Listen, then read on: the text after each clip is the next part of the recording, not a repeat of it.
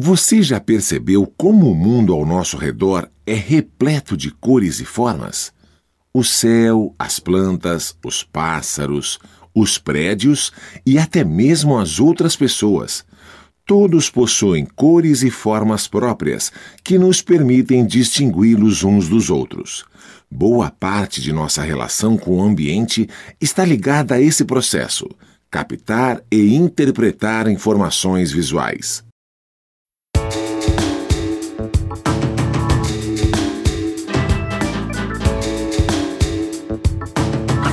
E o cotidiano, agora você vai entender como age a natureza em volta de você, teorizando, experimentando, aplicando.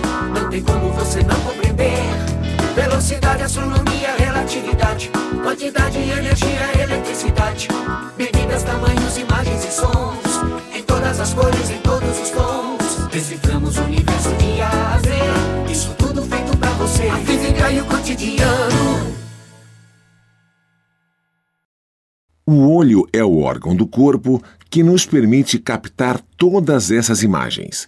É nele que se inicia o processo da visão, e é ele o responsável pela maior parte das informações que somos capazes de recolher.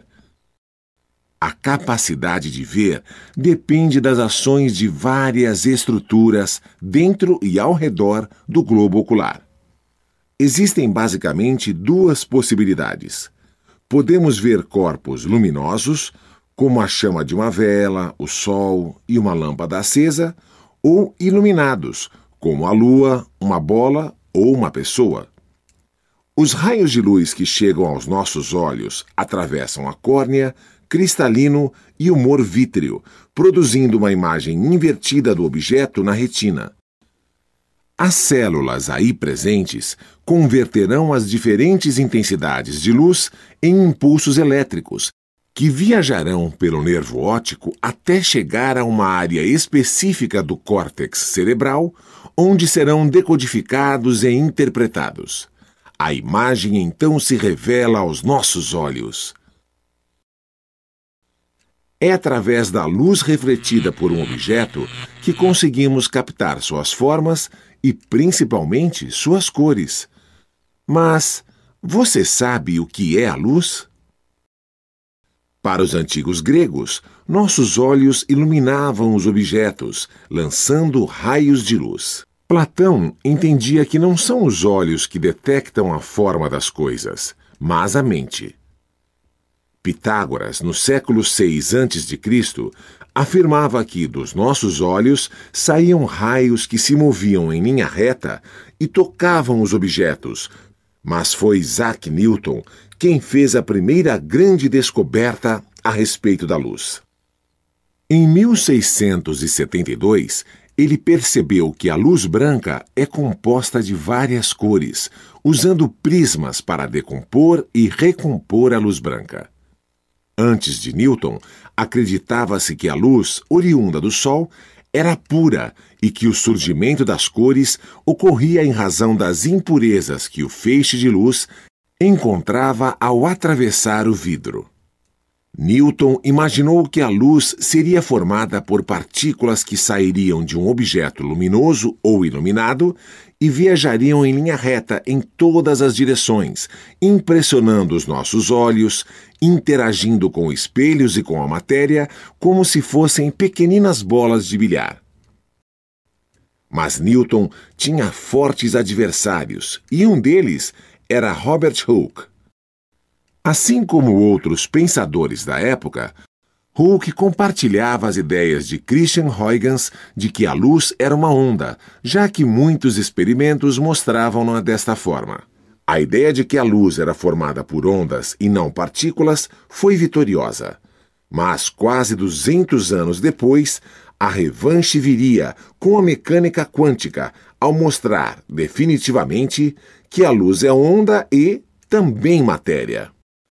Coube ao físico e matemático escocês James Clerk Maxwell descobrir a resposta para a tão discutida e misteriosa natureza da luz. Seus estudos mostraram que a luz é uma onda eletromagnética movendo-se à assombrosa velocidade de quase 300 mil quilômetros por segundo no vácuo. Maxwell também mostrou que a luz exerce pressão ao incidir sobre os corpos, como o vento que sopra o lençol no varal ou a vela de um barco. Essa pressão de radiação é muito pequena, por isso não a sentimos. Mas podemos observá-la em muitos fenômenos, como nas caudas dos cometas que surgem ao se aproximarem do Sol. Em tais momentos, o gelo da superfície destes corpos celestes se evapora, liberando poeira e íons sob a ação do vento solar. É como se a luz do Sol soprasse aquela poeira, estendendo-a por milhões de quilômetros. Da mesma forma que o número da carteira de identidade é único para uma pessoa, a frequência ou comprimento de onda identifica uma onda eletromagnética. O conjunto organizado de todas as ondas eletromagnéticas, de acordo com o seu comprimento de onda, forma o espectro eletromagnético. Embora tenha a mesma essência da luz, a maioria das ondas do espectro é invisível aos nossos olhos. O que chamamos de luz visível é uma minúscula fatia dessa coleção, correspondendo a menos de 1% do espectro total, limitada pelo vermelho e violeta. Abaixo do vermelho está a radiação infravermelha e acima do violeta, os raios ultravioleta. Ambas são invisíveis para nós. A luz nasce de processos físicos microscópicos ocorridos no interior dos átomos. Quando estimulados ou excitados, átomos podem emitir luz quando os elétrons retornam às suas órbitas originais após absorverem quantidades específicas de energia. O retorno do elétron pode ser feito em passos intermediários, como se descesse por uma escada, liberando fótons menos energéticos a cada degrau.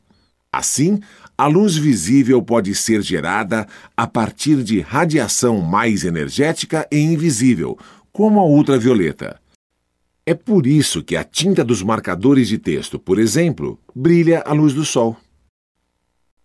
Em nossa retina, existem células fotossensíveis responsáveis pela captação da luz, os bastonetes, e das cores, os cones. Observe este globo ocular. Note os cones e bastonetes. A imagem da chama da vela é projetada na retina e os cones e bastonetes se sensibilizam em diferentes graus, dependendo da quantidade de luz que recebem. Eles então disparam flashes ou impulsos elétricos de intensidade variável para o cérebro através do nervo óptico. A intensidade de cada impulso dependerá do grau de sensibilização da célula envolvida. No cérebro, o mosaico imperfeito de impulsos elétricos será decodificado e interpretado, gerando a imagem da vela. Em média, existem 125 milhões de bastonetes na retina. A quantidade de cones é quase 20 vezes menor. Os bastonetes são células bem menores que os cones. Eles são responsáveis pela visão noturna, sensíveis que são às gradações de luz ou claro-escuro. Os cones são células especializadas, responsáveis pela visão colorida.